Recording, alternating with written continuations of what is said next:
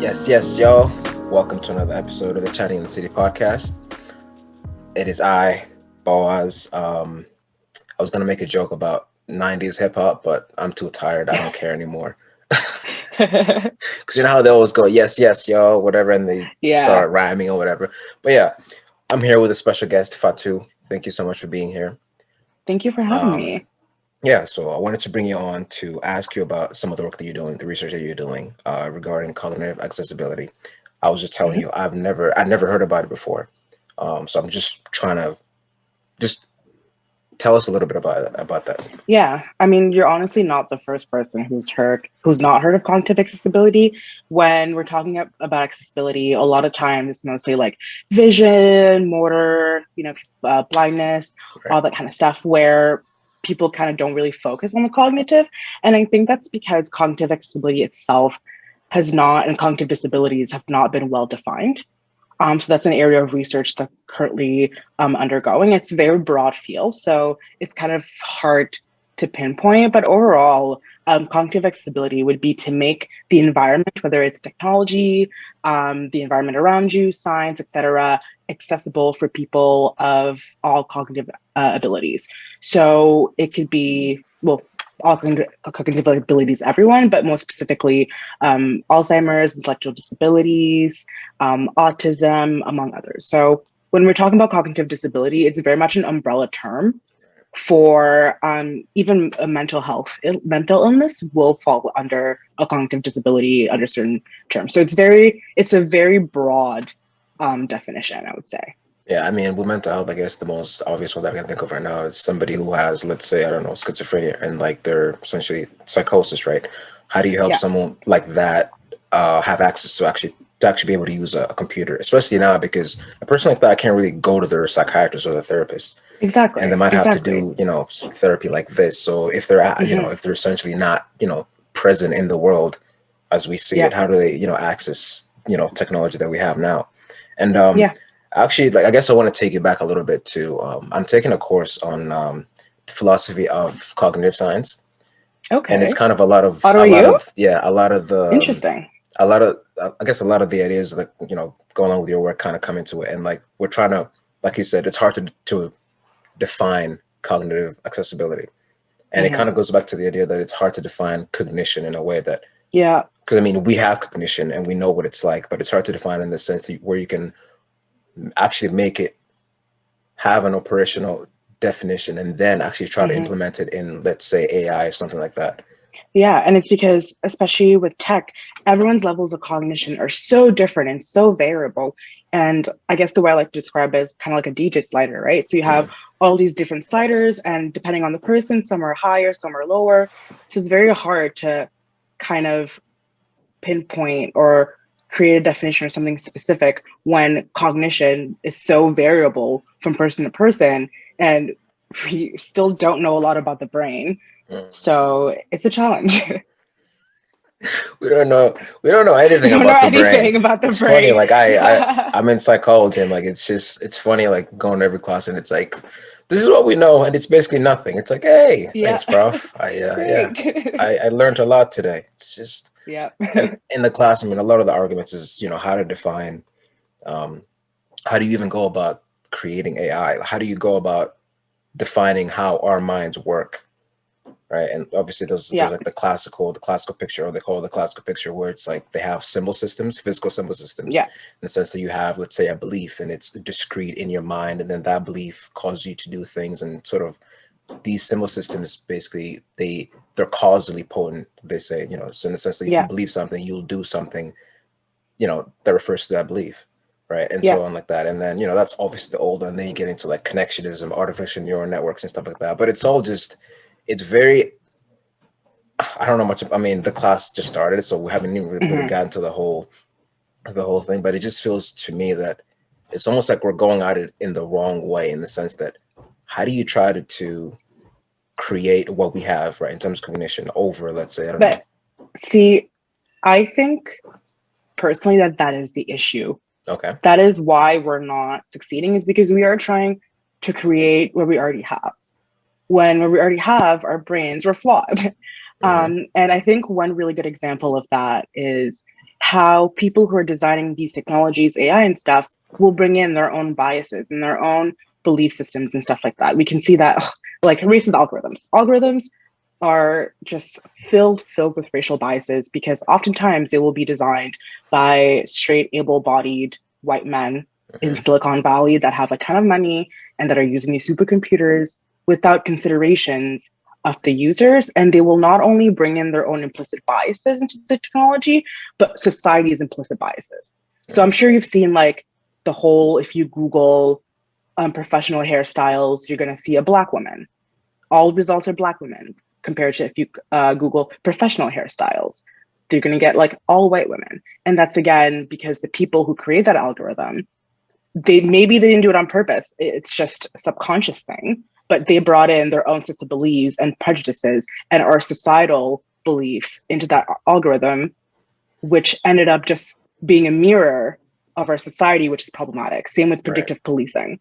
So I think that by trying to recreate, I guess, cognition in the way that we as humans have it, inevitably we are going to include our own biases and our own um, beliefs and cultures to that technology. And is that really something that can be used by everyone? Not really. No.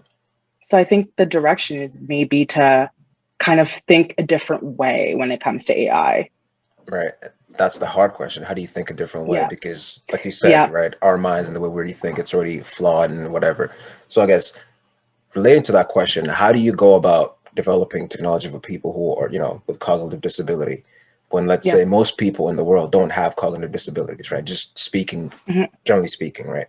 Yeah. How do you So if go you look about at it? Canada, for example, 25% of the population approximately has, well, 65 and over, has some sort of cognitive disability.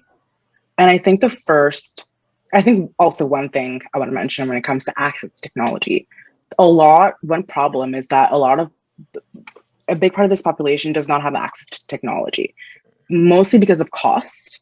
So we all know technology is very expensive, and of socioeconomic, and a bunch of reasons that kind of like go together that creates this sort of digital divide between us, non-cognitively disabled people and people with cognitive disability. So I think the first point is actually trying to get them to have the technology in their hands or the proper technology. And then once they have the technology, you need to include them from the start. Because like us as designers, researchers, we don't have their lived experience. So you really want to include people with cognitive disabilities and really have a wide variety of input, different people of different ages, races, cultural backgrounds, so that you can have a very diverse and holistic view of what you're trying to do. And when you're iterating your technology, you have to make sure that you're going to double check with them at every point to make sure that their needs are being met and that you're actually designing for them and not just what you think that they need. So I guess the Okay. main step would be like inclusion. Yeah, it's making sure they're Yeah. included in every single step, like you said. Yeah. So then a follow-up question to that is how do you get them access, right? Like you said, the big thing is they don't have access, right? So how Mhm. do you get them access? So right now there are some government programs like ODSB that give money to people with cognitive disabilities, but there isn't something specifically for technology, not that I've seen. So I think that would actually be a good initiative, especially with COVID right now. People are stuck at home. They would have to do like their therapy appointments, doctor's appointments via video chat. So some sort of government initiative and having more funds so that we can have better access. These people can have better access to technology. That would be, I think that would be the big step. I'm Yeah, just trying to it's think. I'm trying to get and my what's mind in. very like CERB. So people on ODSB monthly, they actually get less than CERB.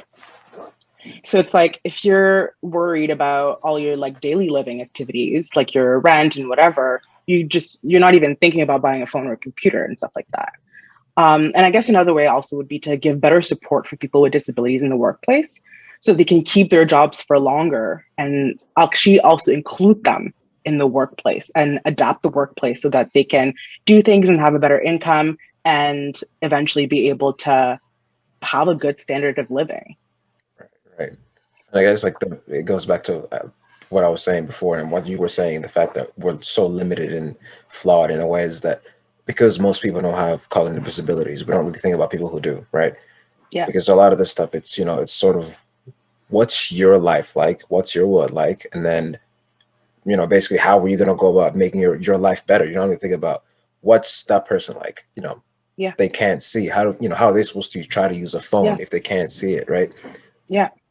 And I guess trying to get that, like you said, trying to actually get programs started and try to get that to politicians, it's also not easy because, well, how are you going to convince a politician that they need to take care of this person who can't see and they can't use a phone? Because I mean, you could say, well, Yeah. you know, if you get them this technology, they'll be able to vote. Actually, they might actually vote Hmm. for you and stuff like that. So that's a way to Yeah. get at them. But I don't know. It's rough.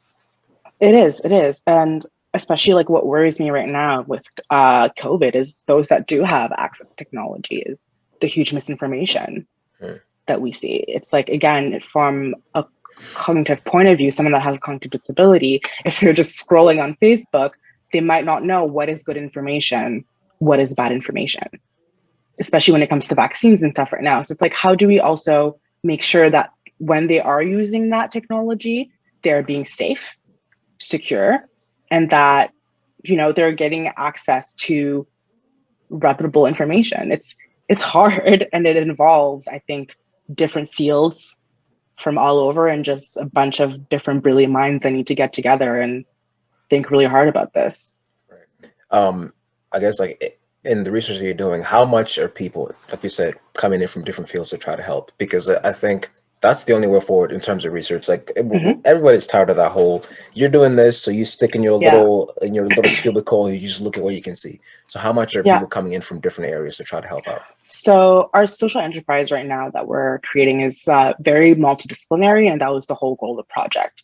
So we have experts in business, we have experts in HR, we have experts cognitive accessibility, we have developers, engineers. So we have people from a bunch of different fields that are trying to come together to kind of create this enterprise that will try to answer those questions and give resources to those politicians Mm. so they can like make those hard decisions.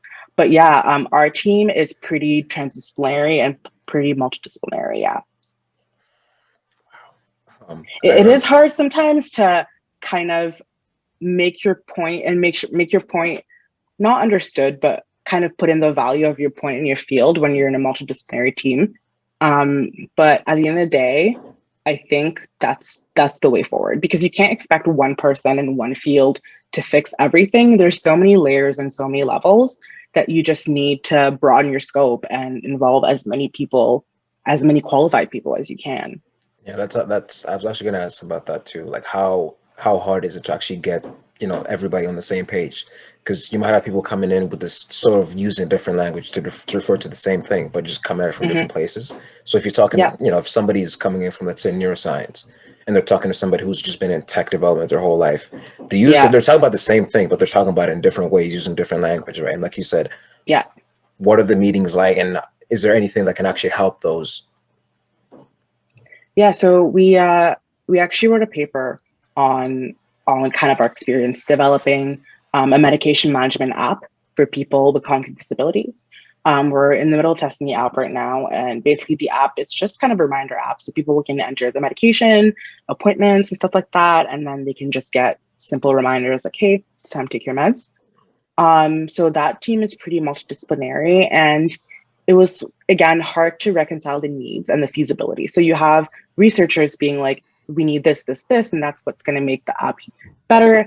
But then you have the developers and then like product owners that are like, well, from a development point of view, for a technical point of view, we can't really do that. And then you have people in the business being like, well, that costs too much money. So then it's a lot of compromising and yeah, I think it's a lot of compromising and a lot of just trying to merge the ideas to come to a final end product that will be the best for the user. But yeah, it was, I think, again, when everyone has just very different, we have the same goal, but kind of very different ways of getting there, it kind of gets really tough, especially when it comes to financial considerations and stuff like that, because we know there's not a lot of money in research. I'm sure there's a guy None at like, all. I'm sure there's always one guy like, yeah, we're not doing that. I'm the guy here. I Yeah. have the money. I let you have the Yeah. money. We're not doing Oh, I that. remember in undergrad, I started my co-op at the government, and my first day, they're like, "Yeah, so we kind of ran out of money. So we don't have any money for the next like 2 weeks or reagents and stuff." It's like so great, and we literally had to go like to other labs and just like beg for stuff. It was, and that's the government. I mean, so yeah, it's just the money. I think is the biggest hurdle. Okay, well then what about the private sector? Because they're the ones with the money, right? Well, that's the thing. We are trying to. That's the whole kind of goal of also the social enterprise, connecting research industry and academia Mm, because they do have the money. But again, for the private sector, they do have the money, but they want to keep it. So you have to show them the value in your research and find a way to tell them in layman's terms why investing in your research in your company will bring them money and will also benefit the greater good. But for bring them them, they more want to see money. the dollar. Yeah, they want to see the dollar signs first, unfortunately. It's really sad when you think about it, how commercial research is. But yeah, It's just it's always funny to me thinking about like, because I mean, yes, they have all these investors and people on the board who are involved. Like it makes sense to a degree, but it's also like I said, I don't want to say everybody. It was most people know that. Let's say if you this year you make 2 billion, next year you make 3 billion, right? What's the difference in terms of quality of life for your employers, or even you, the CEO, whatever? Not much, yeah, but I think it's just you can do just greediness. a little good in the world. Like, nah, Yeah, we gotta make five yeah, billion next year, maybe 10 billion. It's like, yeah, yeah. I think people just really need to realign their priorities, especially in the world that we live in right now. I think COVID has been such an eye opener to be like, oh shit, like this is messed up. Like everything's messed up. We kind of need to fix things. So maybe from now on, they'll like open their pockets. I hope. Fingers crossed. hopefully. Regarding COVID, how has that sort of made you adjust your workflow and the way you approach work and how I'm sure you're part of a lab, so you have lab members who you work with. Yeah. What's that been like?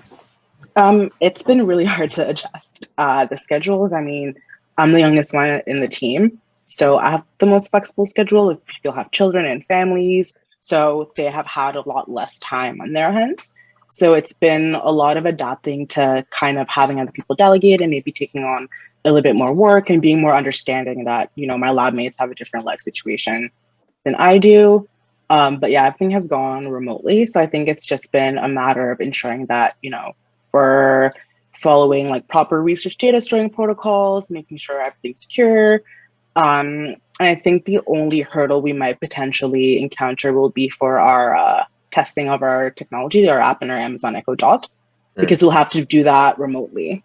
When ideally you want to be doing that in person, and we're going to be using Zoom. But again, like not all our participants, they all have cognitive disabilities. All of them don't have computers.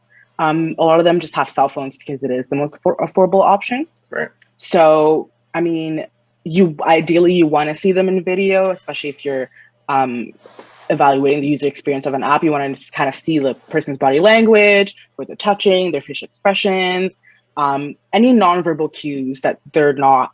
I mean, you're in psychology, any nonverbal cues that you're not gonna get. Right. But I think our big fear is that they won't be able to use Zoom, or Zoom will not be accessible for them, and we'll have to do the interview over the phone, which means you're losing quite a bit of valuable data that way. So yeah, that's one thing I'm trying to brainstorm to see if there's, I don't know, like an accessible platform, if there's like something that they already use that they would be more comfortable with. But yeah, I think that's going to be tough to make sure that we get good data remotely.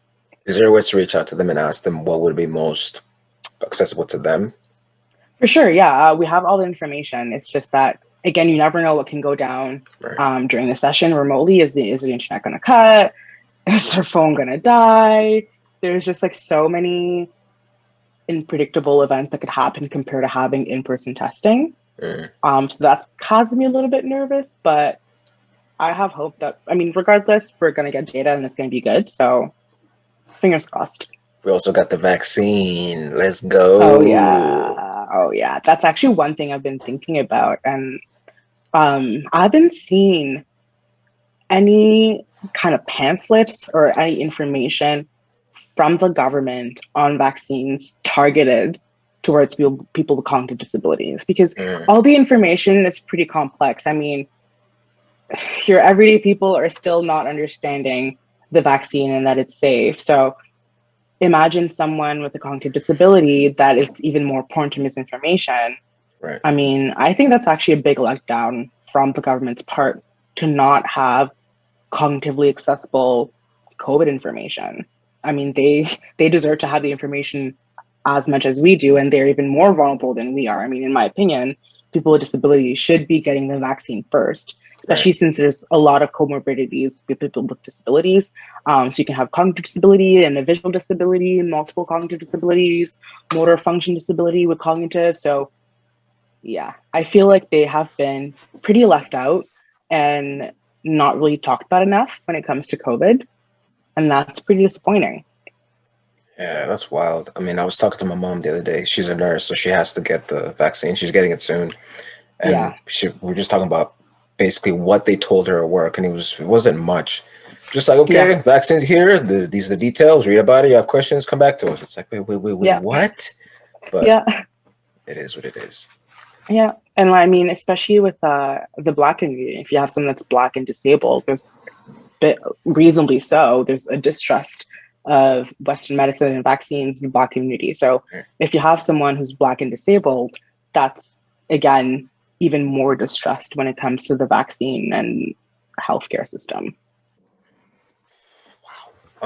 Yeah. So for somebody like me who's trying to look into this stuff, because like I told you, I don't know anything. So I'm Mhm. coming at it from, basically as an outsider. What are some of the things I can look into? Some of the things that I can read, any books, stuff like that? Yeah, actually, let me look up. There are two books that I would recommend. Um, Add I it to my screenshot list. so many books and then like cannot find them. This is actually sad. So you Oh my read books on god. your phone? I like screenshot the covers. Like whenever someone shares Okay, it okay, the cover. I thought on you were like going. Twitter. Like I follow the on Twitter, No Name, the singer. Yes, of She course, has of a course. a book club. Oh, wow, Yeah, so I'm part of the No Name book club. So it's like nice. every month there's like a book we be reading. Black Twitter gets lit. It's amazing. But yeah, so the first book is called Disability Visibility: Mm, First Person Stories from the 21st Century by Alice Wong. And the other one is Capitalism and Disability. I think those would be the good starting points for someone kind of getting into that. all right, I just wrote those down. I'll start looking into them once I can Yeah. get past the freaking towers of books I already have to get through. Oh my Don't god. even get me started. I'm like eyeing from the corner of my books. I'm just like, I don't want to. Like, also, I'm in like computer science. Like, this is math. I just hate reading math, man. Just like pages of equations. Like, why? Why am I reading this? Because I'm not going to memorize it. You have to So, understand it. what's the point? You have to feel it. Okay, okay, but me doing the problem, I'm going to feel it. So, why am I reading about some old man in like 1500 BC? And then, like, how he figured out that, like, I don't know, a rock floated and had this equation. It's just, I don't know. I He just was a find genius. math readings stupid. Yeah, I don't even want to get into math. I'm not. No, I'm not doing that. Before we go, Hmm. I know you have to study. You got stuff to do, but so Yeah. we started doing this little thing called the PSA. Where it's called Hmm. promote, share, and ask. So, do you have Yeah. anything to promote? Um, You've already promoted the book club, No Name Book Club, yeah. I guess it would be the No Name Book Club and the two books. Yeah. I would highly recommend people to check out those two books. and listen to the albums. Especially yeah, and especially disability visibility. Visibility. Okay, Yeah. but yeah, I was gonna say, people, if you're gonna join the book club, make sure you've listened to the albums, right? Oh yeah. Telephone and Room Yep. 25. Yep. Bump those, and then you can get into the book And club. exactly. Share. What do I want to share? Oh yeah, I watched this documentary. last week. Hypernormal. No, hypernormalization. Adam Curtis, and Which platform? it's on YouTube. It's free on YouTube. YouTube. Okay. Oh, Yeah. awesome. He made it for BBC in 2016, but then he just said, "Oh, I'll put it Okay. out for free, whatever." But yeah, it kind of digs into that tech, sort of how tech has gotten us here where we are now. He kind of goes back to the 70s, and he kind of 70s to like 2015, 2016, around there. It's really interesting, but it's a hard watch. It's not very. It's a very cynical view of tech Yeah, and where it's at, where it's gotten us. I like that. Yeah, I have a very cynical view of tech, it's and that's two and a coming from half someone on the hours. inside. Two and a half So, hours, really depressing. okay. So just maybe watch like 20 minutes a day and just kind of Yeah, recoup and 20 get back to minutes it. time. But I yeah, don't feel like the world is ending. so yeah, if you're interested in that, check that out. Adam Curtis, hypernormalization. And yeah, Perfect. do you have any questions to ask me? What are you working on in the V-TRaC lab? What am I working on? So I'm working on the mental health in Black communities. So Okay. we had a study going on, just kind of probably the biggest study in Canada. Was that the looking at, one where you put posters all over the bathrooms in campus? I think so, yeah. So looking at the mental health of Black communities, because we don't like most of the stuff that we have about the Black communities from the States, right? Because they Yeah. do most of the studies. So we're trying to do more stuff here. And other stuff that I'm working on. So there was that, working on the depression meta-analysis, which we should be starting manuscript writing soon, I think. In Black communities as well? Yeah. Okay. Depression in Black communities, yeah. And Nice. then substance abuse in Black communities as well. So those are the three things that I'm basically working on. That is super interesting. Yeah. Super interesting. Especially since there's no data on Black communities at all. Like I went to StatScan to look on data to find Black people with, I started cognitive disabilities. And then I was like, okay, maybe disabilities. And there's zero data. We don't know how many Black disabled people are in Canada. And it's like, great. That makes a lot of sense. Yeah, that makes a lot of fucking sense. Like, sorry for swearing. I was gonna say, it just makes me so angry. Yeah, but you're doing the work that you're doing because of that, and we're trying to do the work that we're doing because of that. So slowly, we'll get there. For sure. Yeah. Any other questions? That was it. All right. Well, people, thank you for listening. Check out Fatou at Black in STEM. BLK. I'll probably add it right there under your little box. Black in STEM. She does a lot of good work. She has very entertaining stories if you're interested in that as well. But yeah, man, thank you for listening, and we'll see you next time. Thank you. Bye.